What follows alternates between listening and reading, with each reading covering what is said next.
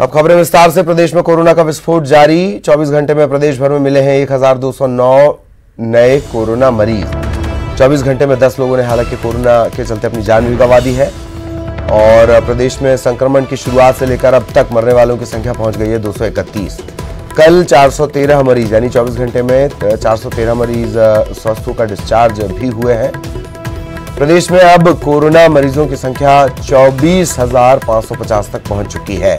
फिलहाल हालांकि active cases 10,174 ही हैं। 14,145 लोग ऐसे हैं जिन्होंने कोरोना को मात दी है।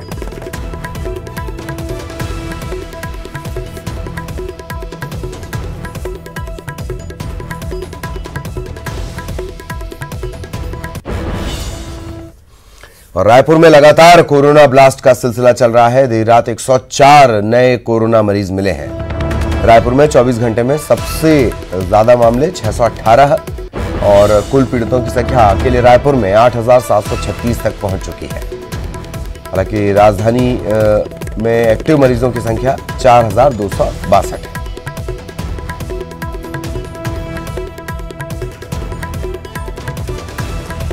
सहयोगी अवधेश इस वक्त हमारे साथ जुड़े हुए हैं। अवधेश, बढ़ते हुए आंकड़े, बढ़ती हुई चिंता और टेस्टिंग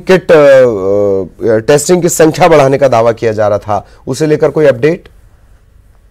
देखिए, जिस तरह से आंकड़े लगातार बढ़ते जा रहे हैं कि कल राजधानी रायपुर में सबसे बड़ा ब्लास्ट हुआ, 618 नए मरीज सामने आए, जो अब तक के सबसे बड़े आंकड़े हैं। और सबसे बड़ी बात है कि प्रदेश भर में जो 1200 से अधिक मरीज आए, उसका 50% केवल राजधानी रायपुर से नए मरीज आए हैं, जो हालात चिंताजनक हो चुके हैं।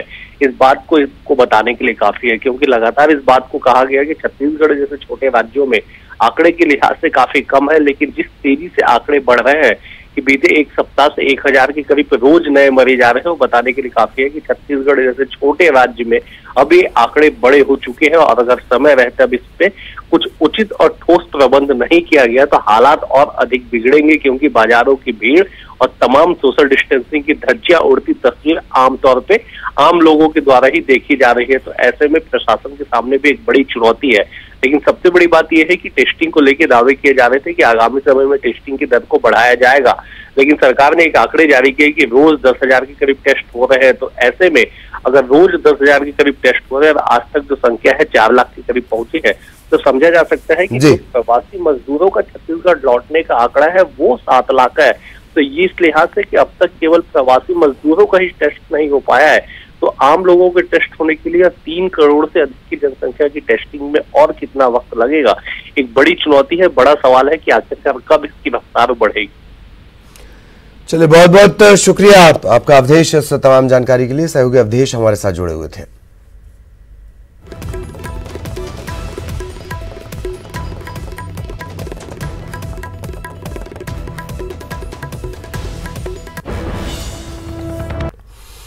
और ब्रेक के बाद खबर रायपुर से। विधानसभा के मानसून सत्र का आज है तीसरा दिन। कल जो अनुपूरक बजट पेश किया गया है, आज सदन में उसको लेकर चर्चा भी होगी।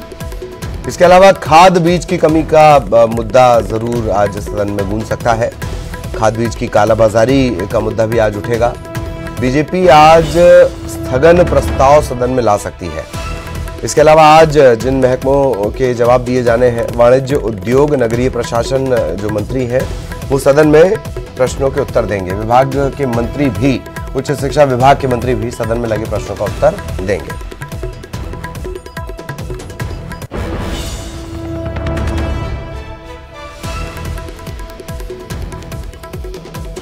सहयोगी देवव्रत हमारे साथ जुड़े हुए हैं, सीधा आपको लिए चलेंगे। देवव्रत, क्या कुछ सदन में आज?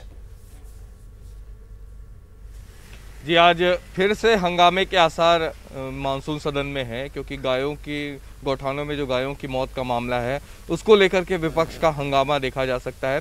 इसके अलावा ये भी बताया जा रहा है कि जो 7 वार्षिक प्रतिवेदन है वो खाद्य मंत्री जो है वो प्रस्तुत करेंगे। इसके अलावा अन्य मंत्री भी जो है वो भी अपना वार्षिक प्रतिवेदन प्रस्तुत करेंगे।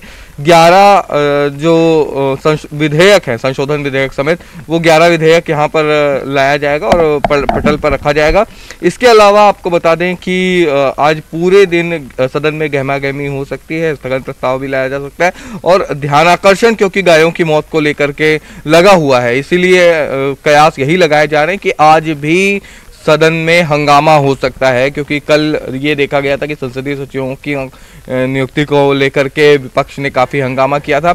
और क्योंकि आज आबकारी विभाग के सवाल जो है आबकारी मंत्री जवाब देंगे, आबकारी विभाग के सवाल लगे हुए हैं, साथ ही साथ उच्च शिक्षा विभाग, नगरीय प्रशासन विभाग के सवाल लगे हुए हैं, तो इन सभी विभागों के जो प्रश्न हैं वो विभागीय मंत्री उसका उत्तर देंगे। तो ऐसे में सबसे ज़्यादा जो हंगामे के आसार हैं वो आबकारी विभाग के प्रश्नों पर है, क्योंकि जिस तरह से शराबबंदी का वायदा कांग्रेस ने किया था, तो शराब को लेकर के हो सकता है कि आज सदन में काफ़ी हंगामा हो। साथ ही साथ जो अनुपूरक बजट कल मुख्यमंत्री ने पेश किया है, उस अनुपूरक बजट पे आज सदन में चर्चा होनी है। जी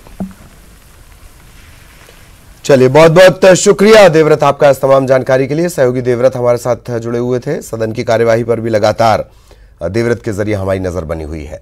इधर छत्तीसगढ़ में कोरोना की तेज रफ्तार को लेकर सदन में हंगामा भी हुआ।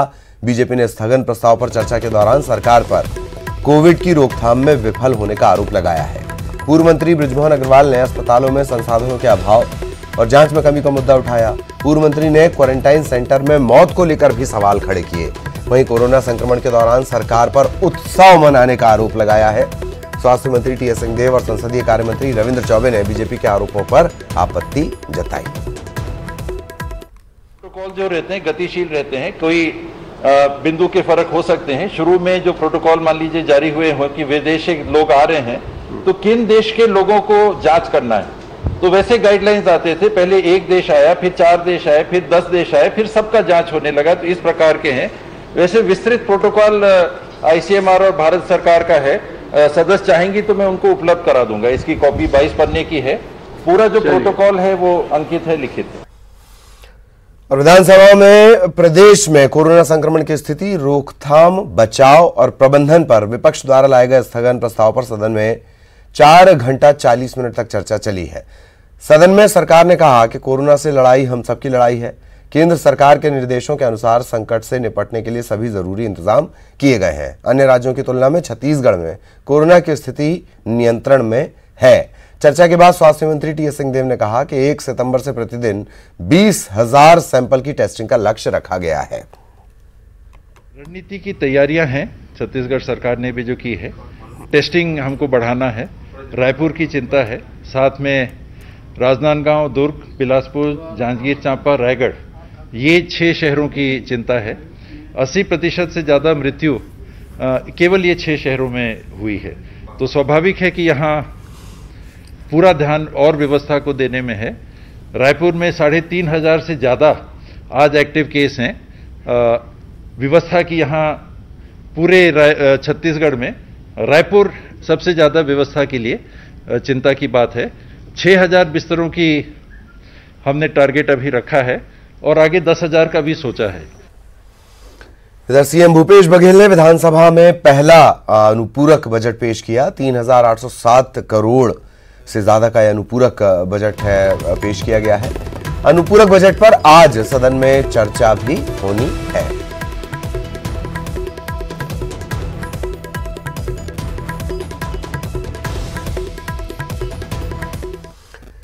इधर सदन में शून्यकाल के दौरान बीजेपी ने संसदीय सचिव का भी मुद्दा उठाया। बीजेपी सदस्यों ने कहा कि जब बीजेपी सरकार में संसदीय सचिवों की नियुक्ति हुई तो कांग्रेस के नेताओं ने विरोध किया, कोर्ट तक चले गए।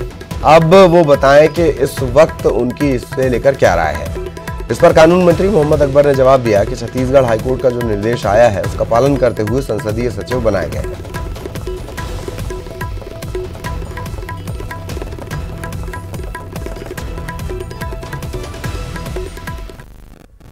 संसदीय सचिवों की नियुक्ति की गई है। आखिर इनका स्टेटस क्या है, इनकी वैधानिकता क्या है, इनका अधिकार क्या है और उनको क्या सुविधाएं दी जा रही है, इतना सब उठाने के बाद में अभी तक कोई जानकारी नहीं आई है। न प्रदेश के जनता को मालूम है उनके बारे में, न विधानसभा के जो सदस्य हैं उनको मालूम है, और मुझे लगता है ये स्थिति साफ होनी चाहिए। हम आपत्ति कहां कर रहे हैं? हम तो आपत्ति ये कर रहे हैं कि अगर पिछली सरकार के संसदीय सचिवों के अधिकारों को कटौती माननीय उच्च न्यायालय ने किया है, उस कटौती का अक्षरशः पालन भी होना चाहिए और उस कटौती की जानकारी भी सदन के माध्यम से पूरे प्रदेश की जनता को होना चाहिए। ऐसा ना हो कि सुप्रीम कोर्ट में जो अधिकार छीन लिए हैं उन अधिकारों को गुप्त दरवाजे से उनको दे दिए जाए। और इधर छत्तीसगढ़ में राजधानी समेत कई जिलों में बारिश हो रही है। कल से ये लगातार बारिश का सिलसिला शुरू हुआ है। हालांकि कई जिलों के लिए भारी बारिश का अलर्ट भी जारी कर दिया गया है। पहले भी अलर्ट लगातार जारी हुआ है। बस्तर में भारी बारिश हो सकती है, अलर्ट इसके मद्देनजर जारी किया गया है। आकाशीय बिजली गिरने का खतरा भी यहां पर बरकरार रहेगा।